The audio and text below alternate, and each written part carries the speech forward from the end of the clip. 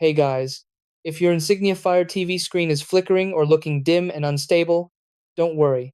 In most cases, this is caused by a power issue, bad HDMI signal, wrong picture settings, or a software glitch. Let me show you the best fixes step by step.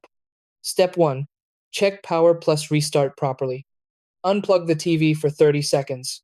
While unplugged, press and hold the TV power button for 20 to 30 seconds. Plug it back in and turn it on. Step 2. Check HDMI cables.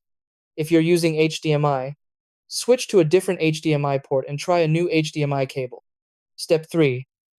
Disable power saving brightness.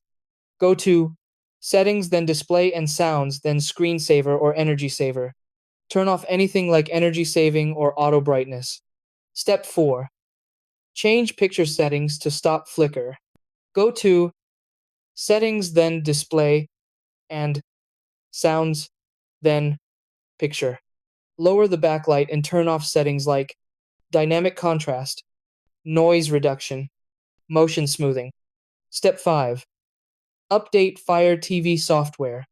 Go to Settings, then My Fire TV, then About, then check for updates.